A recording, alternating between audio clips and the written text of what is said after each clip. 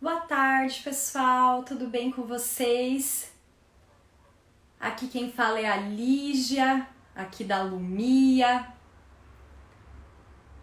Nós vamos aqui mais uma quinta-feira dando início à live que nesse contexto de Setembro Amarelo, né, o mês em que nós estamos, a nossa proposta é de continuar falando sobre saúde mental no ambiente acadêmico.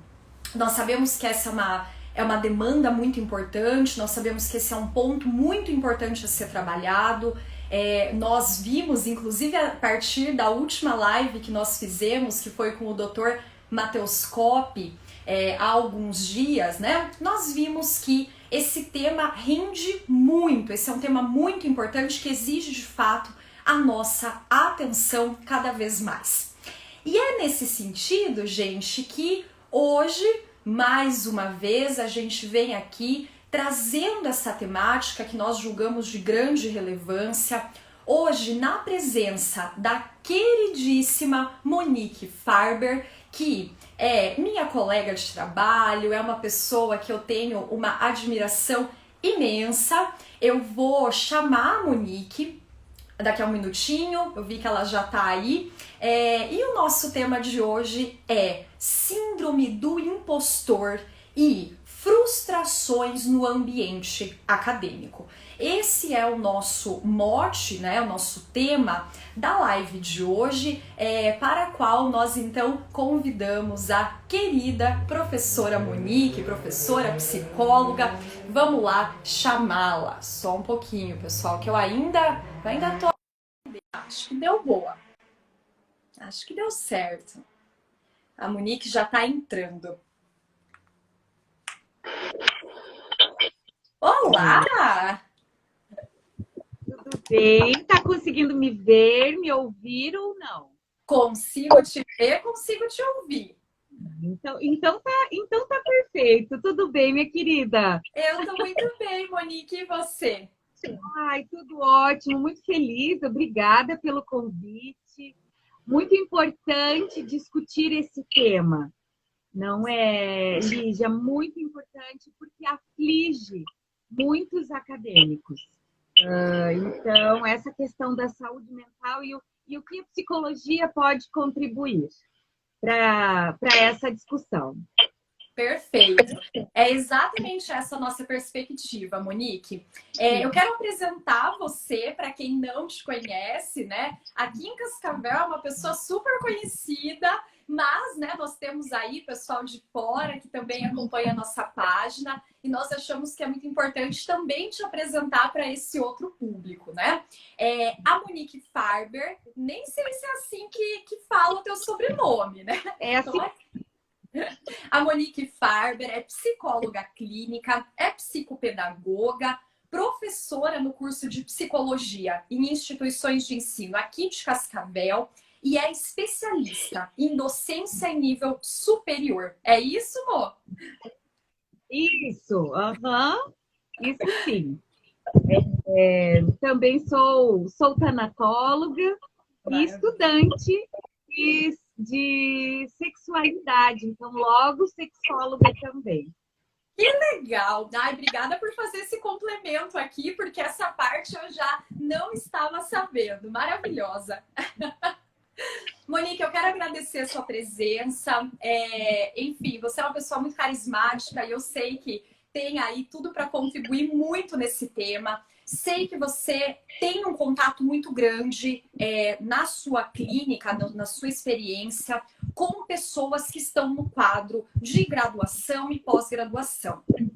Eu queria que você, Monique, a gente começasse aqui falando o que é a tal da síndrome do impostor. Perfeito. Quando a gente fala em síndrome,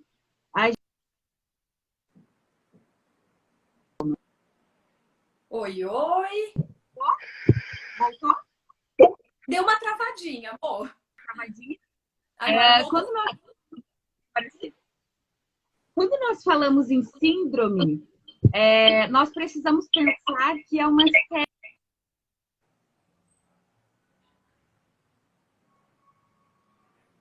ruim de me ouvir? Bem, voltou? Não? Voltou, Mo. Tá oscilando um pouquinho, parece que a tua internet.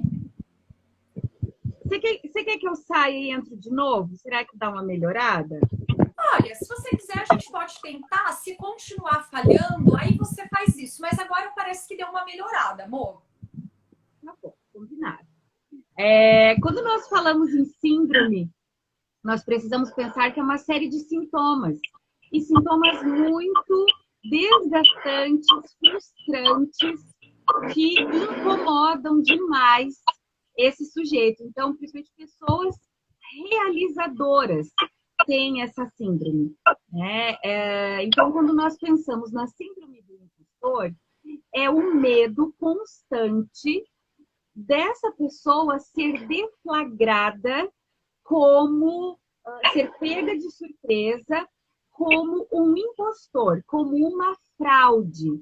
Então, a pessoa ela se sente sempre, né, esse sentimento de menos-valia, de que o que ela faz é pouco, do que ela tem que apresentar vai dar errado. Isso é uma situação de um adoecimento físico e psíquico. É um adoecimento psíquico, mas que tem uma repercussão no físico. Se a gente pensar que essa pessoa vai sentir dores de cabeça, dores nas costas, dores no estômago, por toda uma questão neuroquímica envolvida. Então, vamos pensar, quando nós estamos tensos, o nível de adrenalina, de cortisol, de todas essas substâncias, os hormônios do bem-estar, a gente tem essa paralisação. Então, a pessoa vai se sentir sempre muito triste, muito cansada, com medo, e pode, né, se sentir deprimida. E aí, a partir dessa síndrome, uma decorrência de outros sintomas e outros quadros diagnósticos, como a depressão, estresse pós-traumático e uma série de outras questões. Uhum. Ótima explicação, Mo. Aí eu faço a pergunta: você percebe que há um impacto maior da síndrome do impostor em relação a quem está no ambiente acadêmico? Sim, Lígia, muito. Principalmente a pessoa que já traz um histórico de um nível de autocobrança maior, mais intenso, tá? Então, a pessoa ela tem uma exigência com ela mesma muito alta, e no ambiente acadêmico, e conforme esse acadêmico segue essa vida, então, a graduação, a pós-graduação, lato sensu, estricto sensu, então, a gente percebe essa dificuldade mais acentuada porque é um clima de muita pressão e cobrança externa. Somado à cobrança interna, ao nível de insatisfação da pessoa no sentido de falar, eu poderia ter feito mais. Acho que esse parágrafo não ficou bom, eu preciso reescrever, tá? Então, uma personalidade mais perfeccionista, tudo isso atrapalha muito. E a gente vê que dentro da academia temos muitos. E quanto maior o nível de estudo, maior o nível de exigência e de autoexigência. Uhum. Uma pergunta que eu faço: tem alguma relação com gênero? Você percebe que mulheres dentro da academia ou até fora, né, na vida em geral, no mundo do trabalho, sentem de um modo mais intenso a síndrome do impostor? Perfeita essa questão. Sim, sabe por quê? Porque é uma construção sócio-histórica do nosso papel. Então, a mulher, para conseguir estudar, para conseguir trabalhar, ela teve que vencer muitas lutas, muitas guerras, né? Consigo mesmo, com a família, no ambiente. Então, é mais difícil, se a gente analisar aqui, no contexto histórico, quando a gente pensa nos autores, pensadores, a gente sempre está falando no masculino, porque a maioria é masculina. Então, para a mulher, ela precisa provar para a sociedade, para os outros, que ela é muito competente, que ela é muito boa. Então, se já existe uma pressão para que o trabalho fique bom, para a mulher isso existe um pouquinho mais. Eu acho que é bem interessante a gente analisar. Vamos pensar aqui num contexto histórico. Nise da Silveira, uma grande psiquiatra, né, brasileira, e assim, até hoje, né, claro, mas se nós pensarmos no contexto histórico dela, única mulher. Então, de colegas, de mestres, de professores, todos homens. Então, a mulher hoje é a que mais faz pesquisa, é a que mais ocupa as cadeiras acadêmicas, desde a graduação à pós-graduação. A gente tem um número bem alto, né, do gênero feminino, mas eu acredito que ainda tenha essa perspectiva histórica que faz com que essa cobrança seja muito acirrada.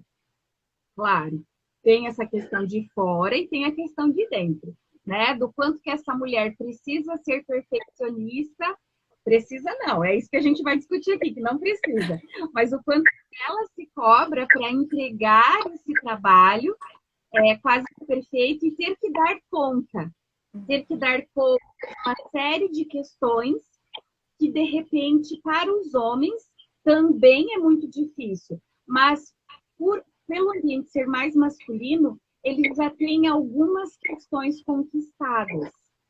Então, desde a aparência, desde trabalhos domésticos, desde como que vai ficar a família. Então, tem uma série de questões que essa mulher precisa fazer para conseguir estudar ou entregar um bom trabalho. Eu percebo muito isso, sabe, Monique, com as minhas colegas de doutorado, com as minhas alunas orientandas, eu percebo isso muito fortemente. Parece que a academia foi construída como um espaço masculino e parece que a mulher é sempre uma invasora nesse espaço, entre aspas, claro. E ela se sente, né, como alguém externo que tem que dar muito para ter um retorno.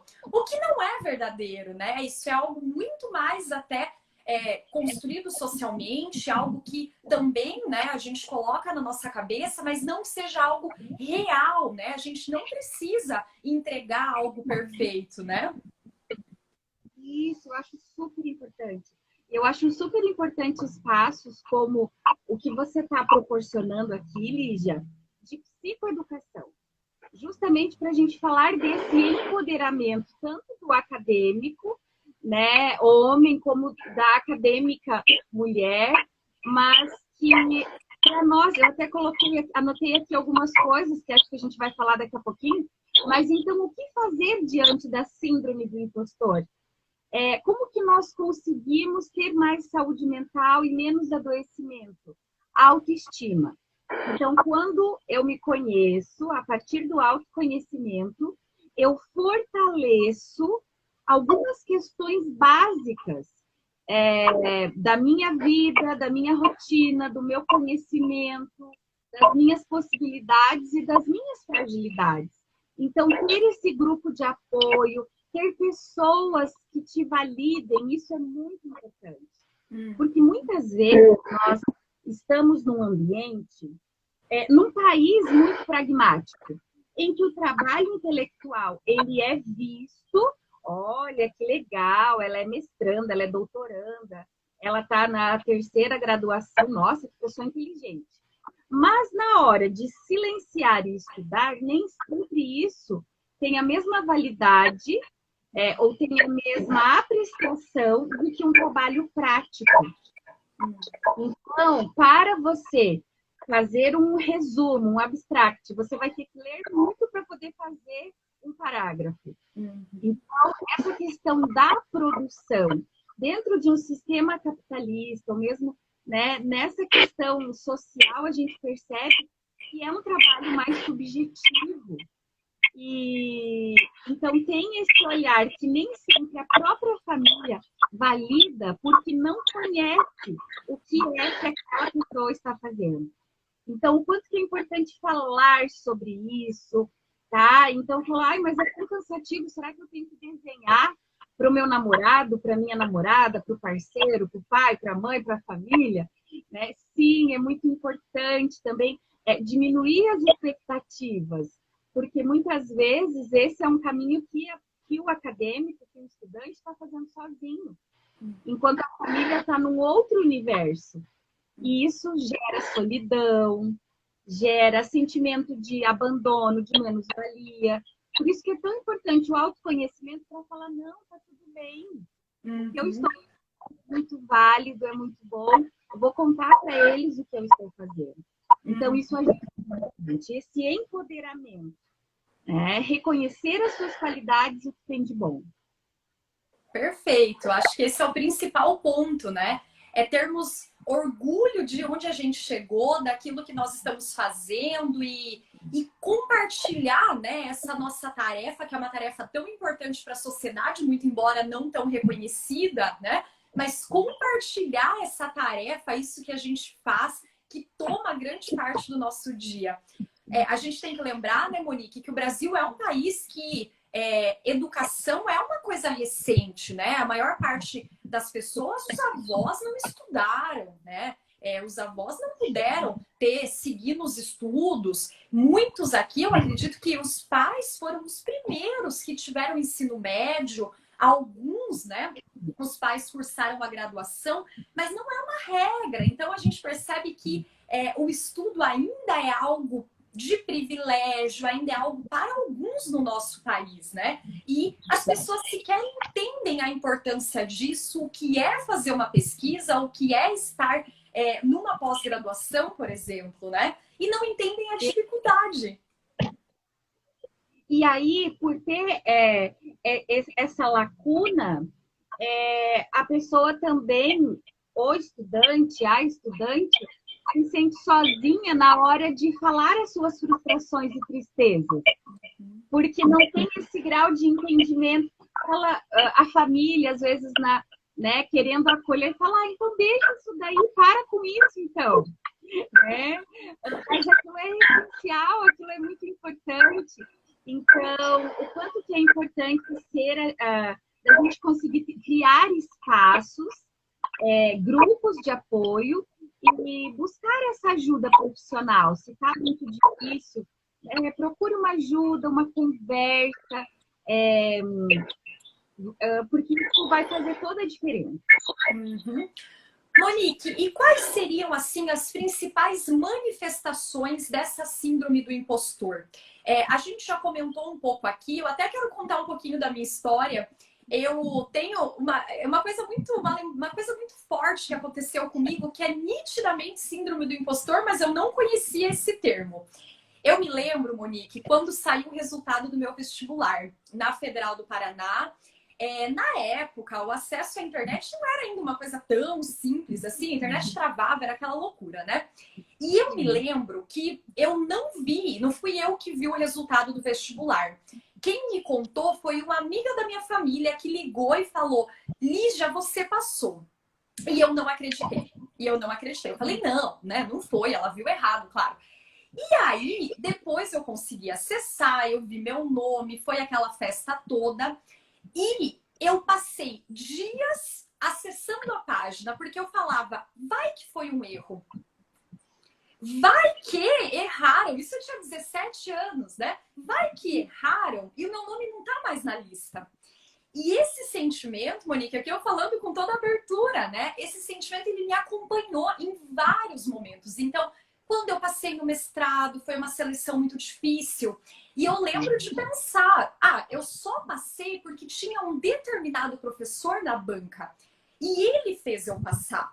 A mesma coisa eu senti quando eu concluí a minha dissertação e vivi a minha banca. Eram vários professores que me conheciam, né? Eu fui aluna, graduação, mestrado da Federal do Paraná. E eu pensei, eles gostam de mim, né? Por isso que foi tão tranquilo, por isso que eu tive uma nota boa. E essa sensação, Monique, eu acho que esse papo, na verdade, é quase uma terapia para mim, né? Porque essa sensação, ela é muito frequente na minha vida. A sensação de eu não pertenço, de não sou tão boa quanto meus colegas de mestrado, de doutorado, o meu trabalho não é tão bom. Será que eu devia estar aqui? Então, eu digo com o coração aberto, e digo também pensando nos meus colegas, nas minhas colegas. Essa é uma sensação muito forte. Eu escrevo minha tese de doutorado hoje em dia, e aí eu peço para o meu marido ler, né? Ele também é da área do direito, e eu falo: tem cara de tese? Será que é realmente uma tese? Será que não tá com cara de... Menina, é uma coisa assim muito forte. A Alessandra, que é co-idealizadora da Lumia, ela tá dizendo ali: eu também me identifico. A Alessandra é mestranda e ela vive também esse problema que eu tô contando aqui. Isso que eu disse, né? Essas sensações que eu vivo até hoje seriam manifestações muito claras de síndrome do impostor. Tô certa?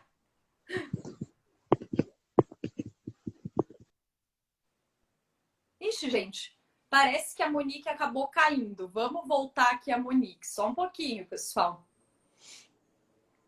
Vamos esperar aqui um pouquinho, gente. Se vocês quiserem formular perguntas, vão mandando aí que eu vou passando para a Monique. Aí, quando ela voltar, a gente passa as perguntas para ela. Ah, maravilha.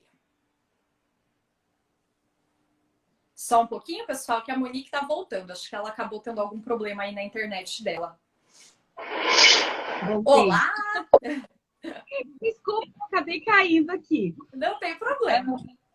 Nossa, Lígia, como é interessante. E eu fui, enquanto você falava, eu ia lendo aqui no chat, ia percebendo realmente o quanto que as pessoas se identificam com essa fala, né? O quanto que isso é forte, o quanto que isso de fato acontece. E quando nós pensamos em uma prova, quando nós pensamos em um concurso, enfim, algo que já vai ser avaliado.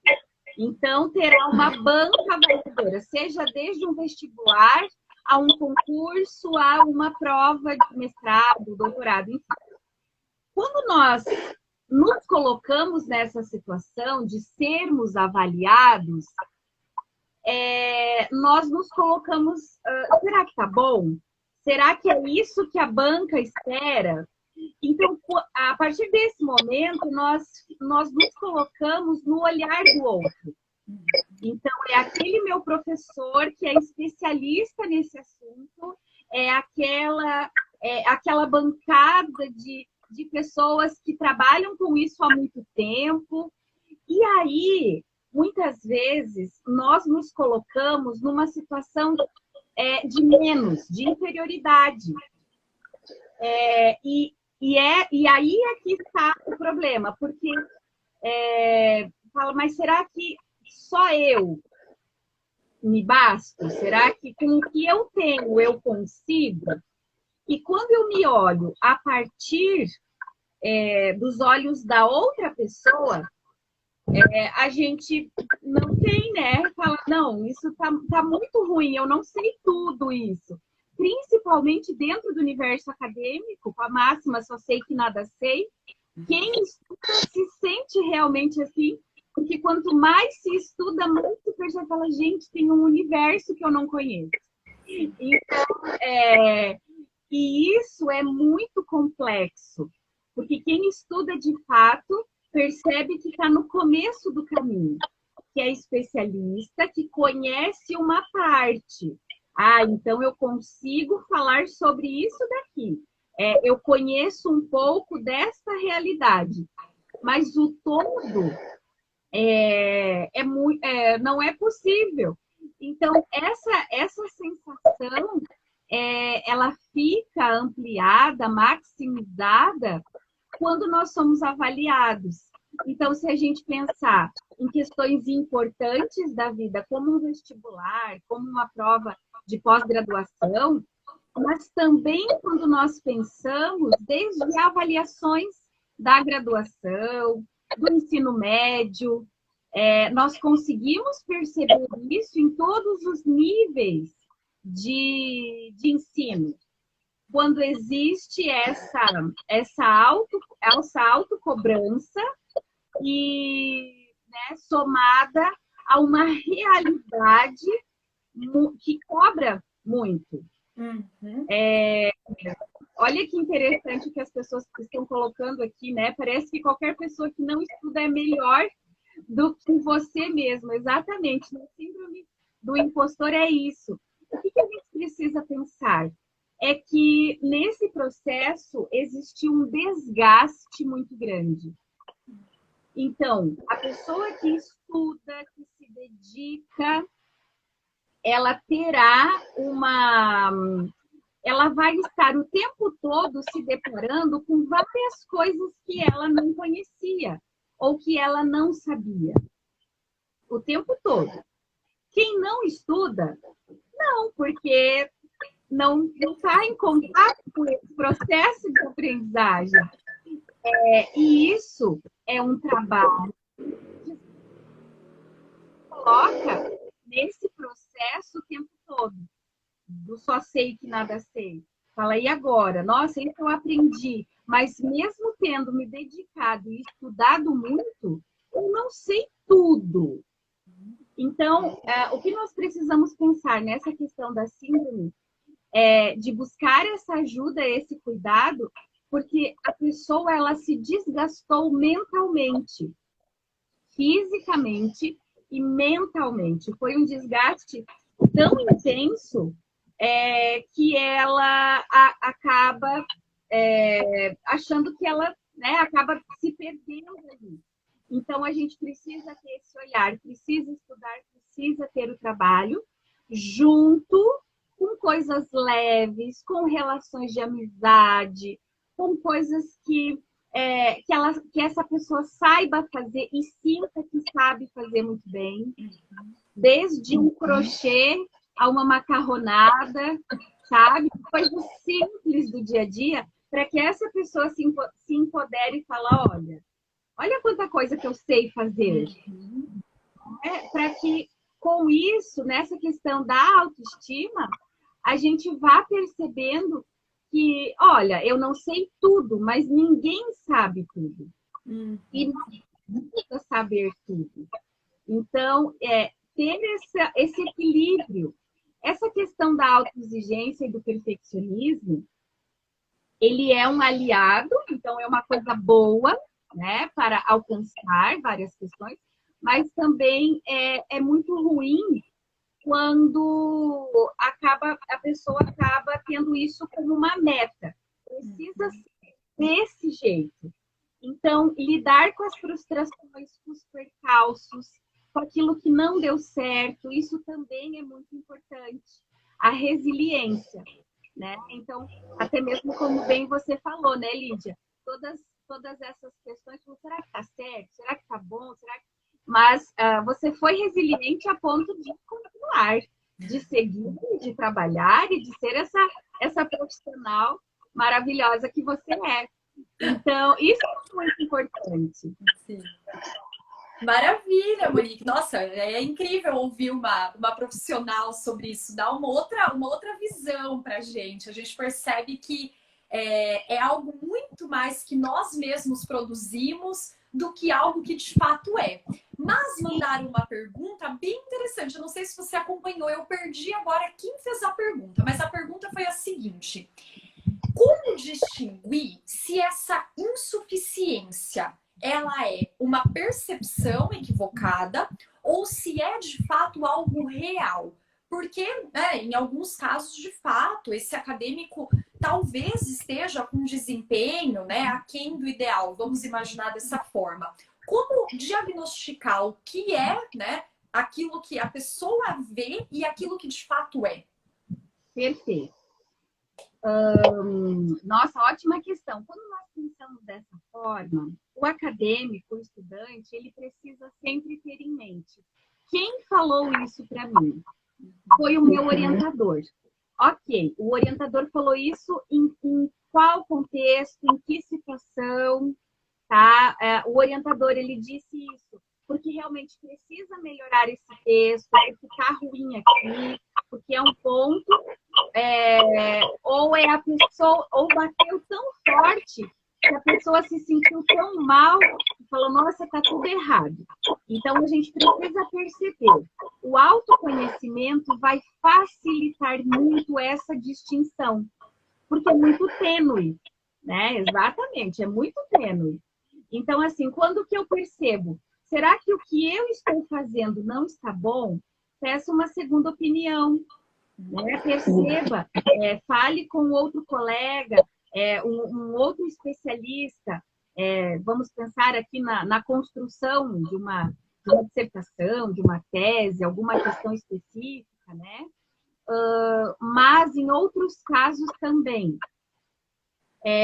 Por que tudo bem, é errando que se aprende, é o processo. Então, essa questão da frustração, ela já mostra, opa, tem alguma coisa errada aqui. Não tá bom, ok, eu preciso refazer. Ai, que chato, é um luto, é um processo de luto, então quer dizer que eu vou ter que refazer. Mas, se eu entendo que faz parte do processo de ensino-aprendizagem, afinal, um dos grandes métodos de aprendizagem é por tentativa e erro, não tem problema nenhum. Quem está na chuva é para se molhar e assim por diante.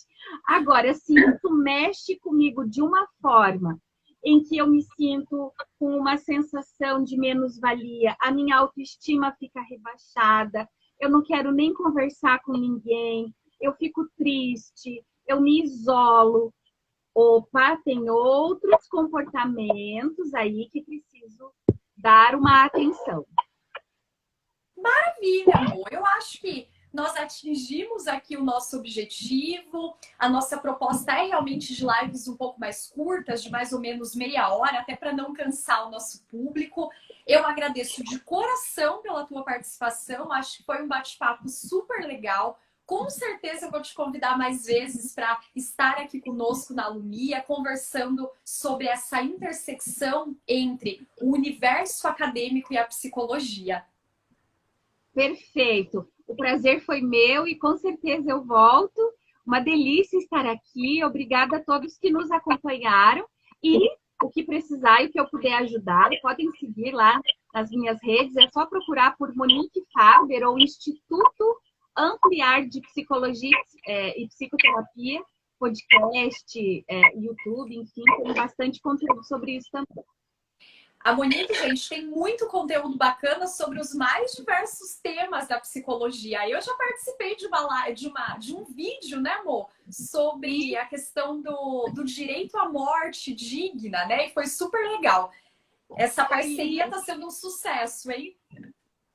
Foi lindo. Obrigada, gente. Obrigada por tudo. Obrigada, Lígia. Você é maravilhosa, como sempre. Beijo. Pessoal, muito obrigada pela presença de vocês e até a próxima. Tchau, tchau, gente.